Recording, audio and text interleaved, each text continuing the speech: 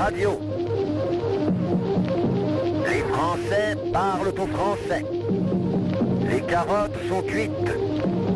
Les carottes sont cuites. Sud Radio Berkov dans tous ses états.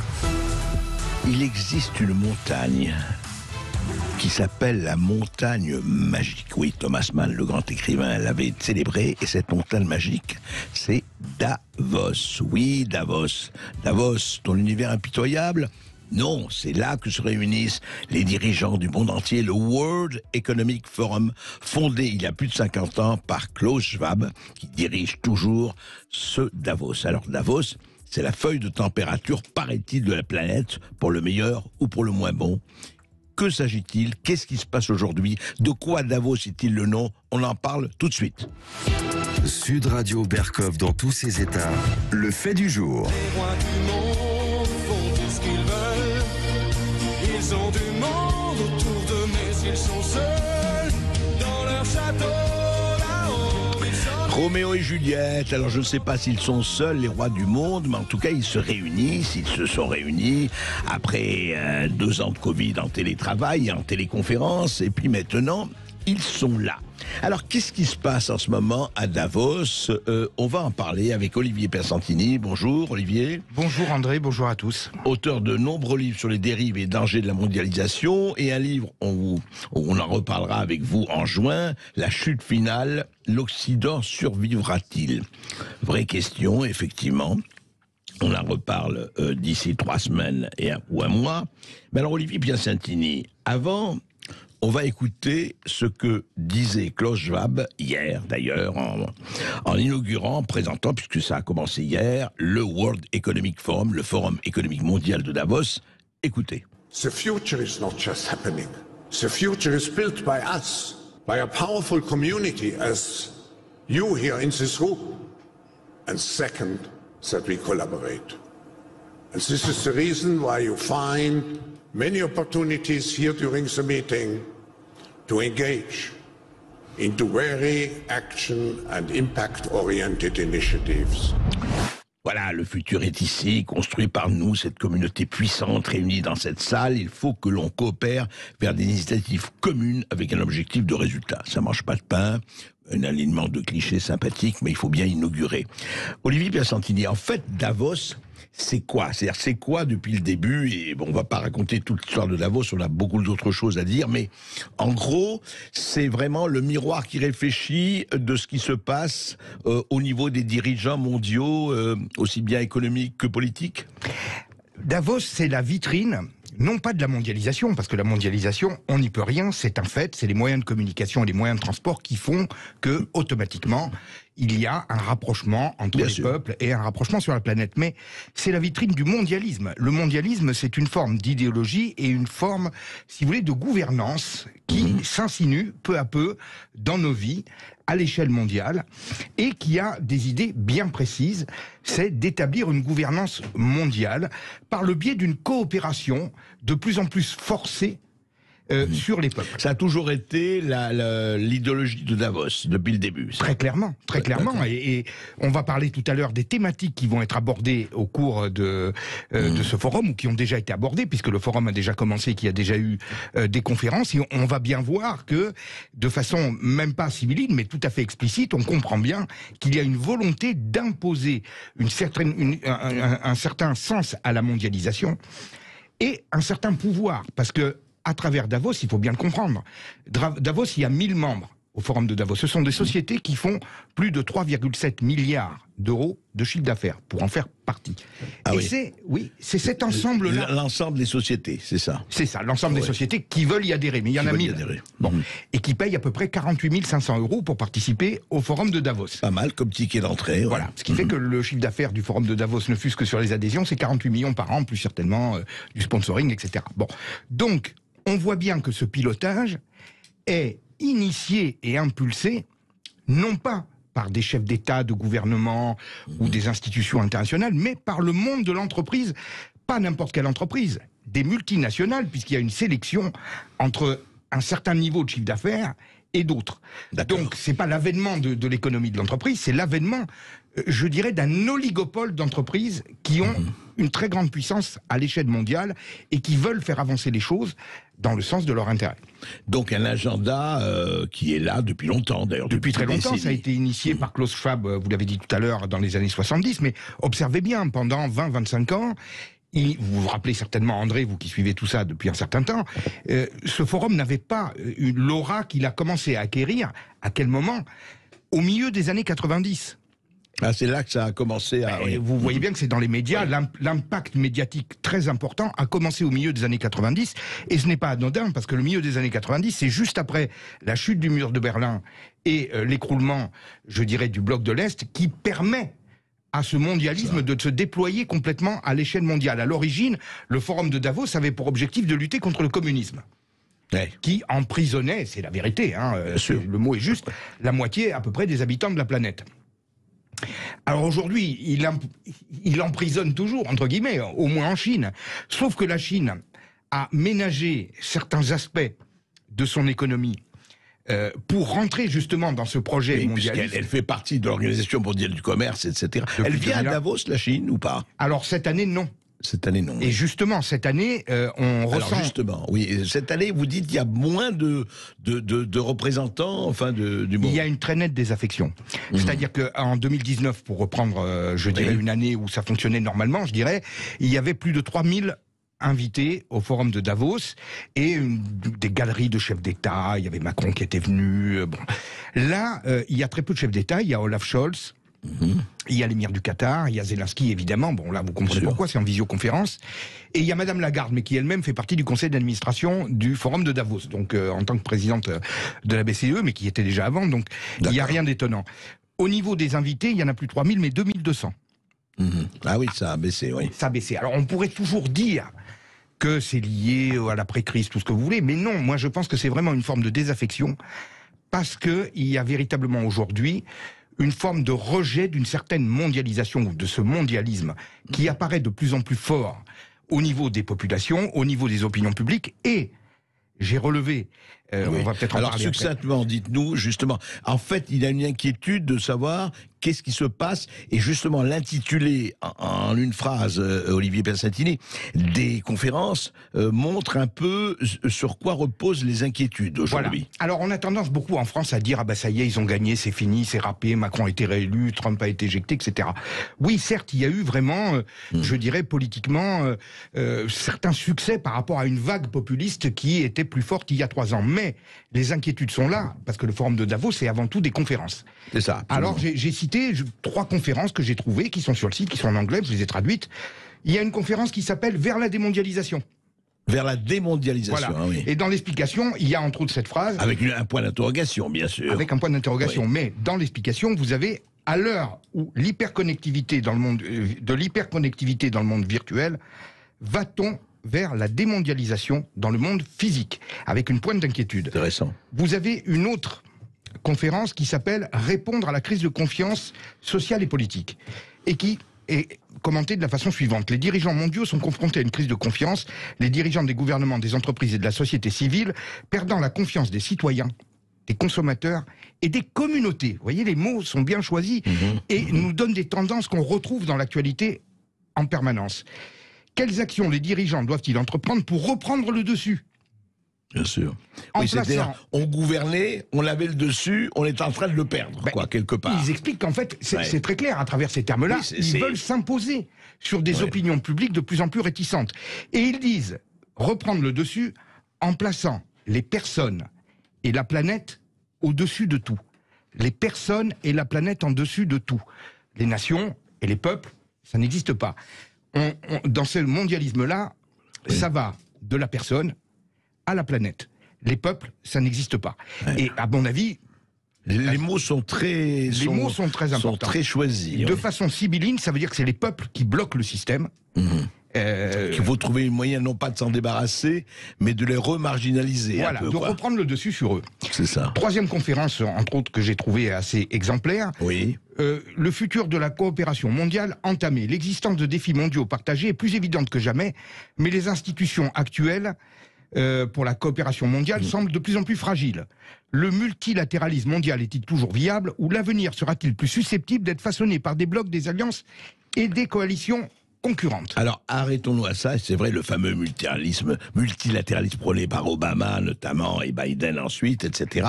Et on voit bien la formation des blocs, on voit bien la dédollarisation du monde, l'histoire de ce qui se passe avec la Russie et l'Ukraine et effectivement les gouffres qui sont en train de se bloquer, qui ne sont pas des gouffres militaires, mais d'abord des gouffres économiques, on le voit très très bien. Absolument. Olivier Pessantini. Alors, est-ce que ça veut dire que quand même, c'est intéressant, parce que Davos pose les bonnes questions, quand même. La question elle est très claire. On retombe là sur une problématique qui ressemble, fin de l'histoire de Fukuyama, le fameux livre de Fukuyama des années 90 qui annonçait justement, qui était la théorie qui a amené... La mondialisation heureuse, le monde très libéral, la le marché a mondialisation triomphé. heureuse, ou le livre d'Huntington de 1996, Le choc des civilisations. Et donc aujourd'hui, alors... ce fameux hiatus entre ces deux, on le connaît, nous. Mais le fait que Davos en parle de façon aussi explicite, c'est quand même nouveau. Et ça montre bien que, au sein même de cette super élite, il y a des inquiétudes. Ils ont passé certains caps, ils ont réussi à remettre le bateau qui tanguait un peu à flot avec l'éviction de Donald Trump et par contre la réélection de Macron.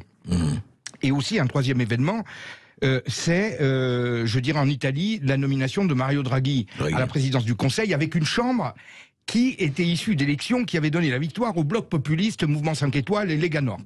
Mais avec ce système politique italien particulièrement farfelu, on va dire, on arrive aujourd'hui à Mario Draghi. Donc, ils ont le sentiment d'avoir repris le dessus sur certains pays en termes politiques, mais ils sentent bien que les peuples sont de plus en plus réticents et les élections en France de cette année, même s'ils se sont traduites par la réélection de Macron, indiquent que quand même il y a une poussée d'un bloc populiste sans précédent. Oui, à gauche comme ailleurs. À gauche et à droite d'ailleurs, effectivement. À gauche et à droite, effectivement. À gauche et à droite. Mais au-delà de ça, au-delà des élections effectivement politiques, est-ce que Davos est quand même...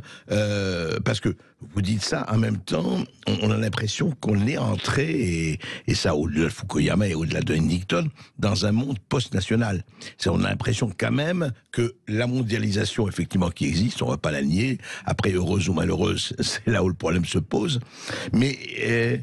on a l'impression que, regardez, que ce soit OMS, même Union Européenne, etc., on a l'impression que notre sort aujourd'hui est entre les mains, je ne dirais pas de techniciens, etc., mais entre les mains d'institutions qui transcendent effectivement les nations, les frontières, etc. Quid de cela ? Mais c'est très clair qu'il y a je dirais, un pouvoir de plus en plus grand à la fois des entreprises, parce que à Davos, vous le voyez bien, les chefs d'État sont invités par les membres du conseil d'administration qui sont pour l'essentiel des chefs d'entreprise et les cotisants sont les chefs d'entreprise. Les chefs d'entreprise qui entretiennent. Voilà. Oui. Et vous avez des cercles concentriques. Le noyau dur, c'est les chefs d'entreprise. Ensuite, vous avez les dirigeants d'institutions internationales comme l'ONU, l'OMS, l'OCDE, etc. Et le troisième cercle, c'est les chefs d'État qui sont invités et qui viennent un petit peu exprimer leur opinion et puis prendre le pouls et puis voir, en fait, prendre un petit peu je dirais une espèce de feuille de route. Pour les années à venir, mais on va le sentir, puisqu'on va parler peut-être tout à l'heure de Macron et de l'OMS, on va bien voir qu'il y a véritablement un lien que l'on peut faire entre ce qui se passe à Davos et ce que certains dirigeants comme Macron, qui sont vraiment impliqués dans ce mondialisme, prennent les choses. Eh bien, on va en parler tout de suite après cette petite pause, toujours avec Olivier Pessantini, et vous allez voir, Macron et l'OMS, c'est intéressant, en tout cas ce que ça traduit. Ici, Sud Radio. Allez. Français parlent au français. Je n'aime pas la blanquette de veau. Je n'aime pas la blanquette de veau. Sud Radio Berkov dans tous ses états.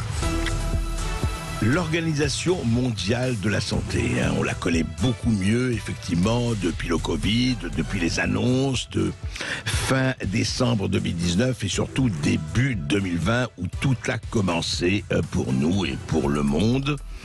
Alors, cette Organisation mondiale de la santé, on parlait de Davos, on parlait des multinationales, on parlait surtout du monde post-national et de l'ONU, tout ça, qui sont effectivement, et pour le meilleur comme peut-être pour le moins bon, mais enfin, des instruments nécessaires d'une gouvernance mondiale. Après tout, pourquoi pas ? Mais comment et à quel prix ? Alors justement, Emmanuel Macron s'est exprimé.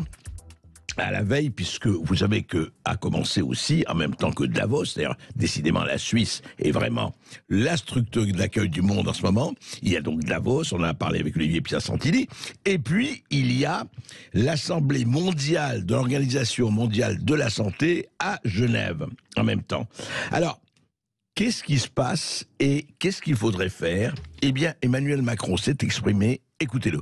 De nombreuses propositions sont sur la table, qui convergent notamment sur l'importance de renforcer l'OMS dans son rôle de coordination scientifique, d'instance normative, dans une approche une seule santé, et sur la nécessité de lui donner davantage de moyens pour agir.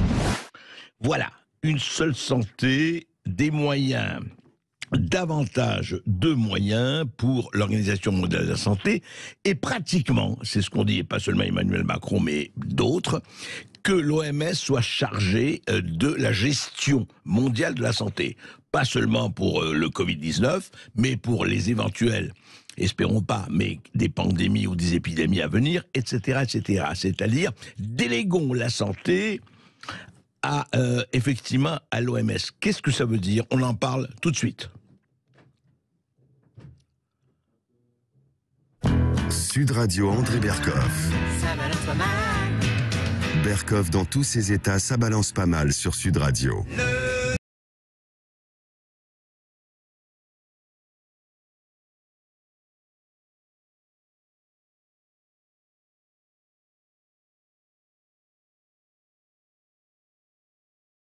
Ce sont les multinationales, ce sont les organisations mondiales. C'est ça, la santé. Vous avez entendu ce qu'a dit Emmanuel Macron, effectivement. Et on se dit, mais alors, est-ce que c'est vraiment ça qu'il faut faire? Je veux dire, quand on entend l'OMS est la seule institution légitime pour garantir la sécurité sanitaire universelle et nous permettre d'avoir une réponse coordonnée. Sauf que, sur le Covid, on peut rappeler ça, Olivier Piacentini, vous êtes toujours avec nous, vous êtes spécialiste de la mondialisation et du mondialisme, effectivement. On peut se poser des questions quand on sait le silence au début de l'OMS, quand même, qui a duré 2 mois, je rappelle, début 2020. Je rappelle aussi quand même que parmi le top 20 des contributeurs en millions de dollars, il y a en second, après l'Allemagne et avant les États-Unis d'Amérique, il y a la fondation Bill et Melinda Gates qui a donné 751 millions annuels. Il y a l'Alliance Gavi fondée par, effectivement, Bill et Melinda Gates.